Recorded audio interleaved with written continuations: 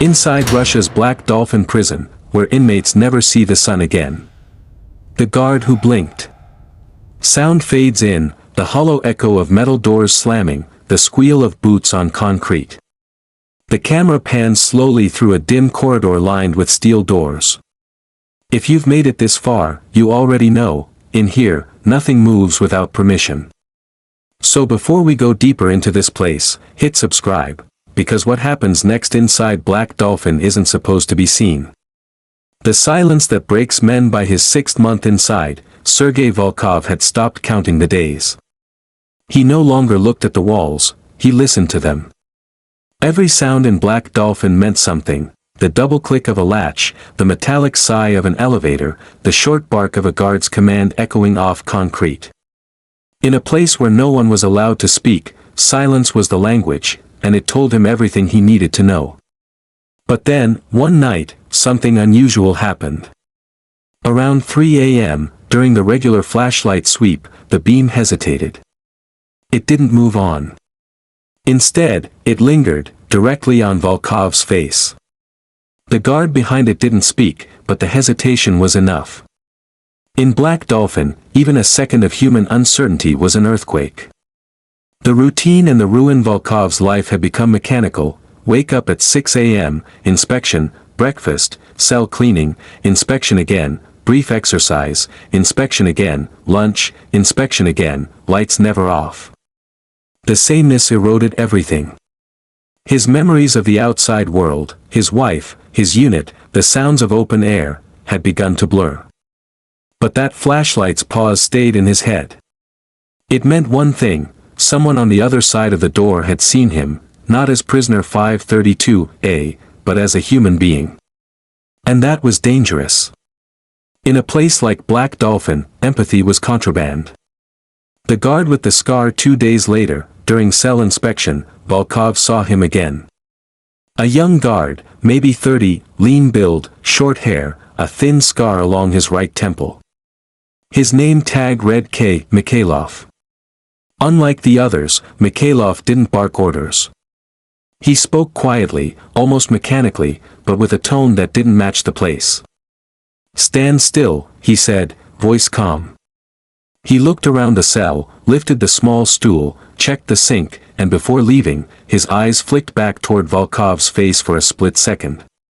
It was nothing, a glance. But in here, a glance was rebellion. Rumors of the lower wing. Volkov had heard whispers about the lower wing. A section of Black Dolphin that no camera ever filmed, where prisoners who broke rules vanished. He'd never seen it, but he'd heard its sounds. Every few nights, a faint mechanical hum beneath the floor, like an elevator descending somewhere it shouldn't. The guards never spoke of it. But once, during exercise hour, a thin, gray-haired inmate whispered as they circled the cage, "If they take you down there, you don't come back." Volkov didn't reply. Because speaking, even whispering, was punishable by instant transfer. Still, that rumor gnawed at him. So when he began noticing Mikhailov near that same elevator at odd hours, a pattern began to form in his head.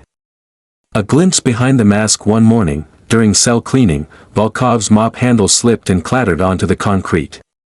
A small, human mistake. The noise echoed down the hall, sharp, forbidden. Normally, a guard would have shouted. But Mikhailov only looked over and said quietly, "Careful." Just one word. But it was the first word a guard had said to him without command or contempt. Later that day, Volkov was escorted, bent over, arms pulled high, down a new corridor he'd never been through. They said it was for medical examination. But the path led past that elevator door, the one leading down. As the guards keyed in access codes, Mikhailov stood nearby, expression blank. Their eyes met for a fraction of a second. There was fear in his. The room below the lower wing wasn't a myth. It was real. Dimly lit, damp air, no sound except the constant dripping of water from pipes. Unlike the upper floors, this section wasn't clean or regimented. It was chaos hidden under order. Volkov was made to stand in a narrow chamber with tiled walls stained from decades of neglect. A doctor entered, checked his blood pressure, asked robotic questions, then nodded to the guards. But when they left, Mikhailov stayed behind. For the first time, Volkov saw something strange, the guard's hands trembling slightly as he lit a cigarette, his face pale in the flicker of the lighter. He exhaled and said softly, "You served in Chechnya, didn't you?" Volkov froze. No one had mentioned that since his sentencing. "How do you know that?" Mikhailov looked at him. "My brother didn't come back from Grozny. You might have known him." The moment hung heavy between them, two ghosts from the same war, standing in a place meant to erase both. A dangerous connection from that day, Volkov began receiving subtle deviations from routine, a slightly larger bread portion, a book that hadn't been searched, an extra minute of silence after lights out. Mikhailov was bending rules. Quietly. Dangerously. It wasn't friendship, it was recognition. In a prison built to destroy identity, they'd seen a mirror in each other. But that kind of recognition doesn't stay hidden long. The cameras never sleep. 3 weeks later, during inspection, the section supervisor stopped outside Volkov's cell longer than usual. His gaze swept over the cameras, then to Mikhailov's posture. Something was off. Within an hour, the guard rotation changed. Mikhailov disappeared. Volkov waited days, then weeks. No word. He began to think he'd imagined it all, the kindness, the pause, the human moment. But then, during exercise hour, as he looked up at the mesh ceiling, he saw it. A scrap of folded paper wedged between two rusted bars. When he reached for it, the guard above pretended not to notice. Inside, scrawled in pencil, were 7 words, "Don't trust the lower wing. Watch nights." The handwriting was rushed, desperate. That night, Volkov stayed awake, staring at the door. Around 2:47 a.m., he heard it, the sound again. The hum. The elevator descending. But this time, it didn't stop below. It kept going, deeper. Then came something worse, footsteps in the hall. Slow. Heavy. And the unmistakable creak of the peephole cover sliding open. Someone was watching him, but it wasn't Mikhailov. The disappearance the next morning, during inspection, the warden himself passed by Volkov's cell. He was tall, broad-shouldered, his uniform immaculate. The kind of man who didn't need to raise his voice to command fear. He stopped, looked through the slot, and said in a flat tone, "Prisoner 532A. You'll be transferred soon." Transferred. The word every inmate dreaded. No one came back from transfers.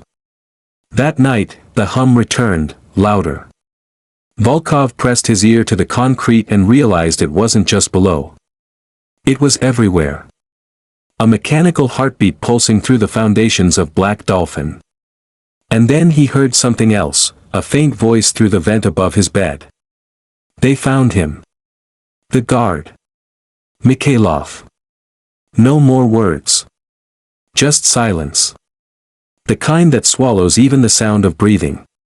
A prison inside a prison. Volkov knew what it meant, someone had broken the rule of distance. Now both sides of the bars were being punished. Over the next few days, inspections doubled. Food rations shrank. Prisoners were kept standing for hours without movement.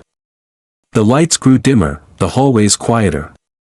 And somewhere deep below, that mechanical hum never stopped. By the end of the week, Volkov's cell door opened unexpectedly. A guard he didn't recognize motioned for him to stand. No explanation. No escort change.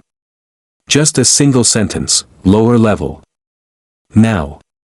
As they began the descent down the concrete stairwell, Volkov caught his reflection in the wall mirror, pale, hollow-eyed, unshaven.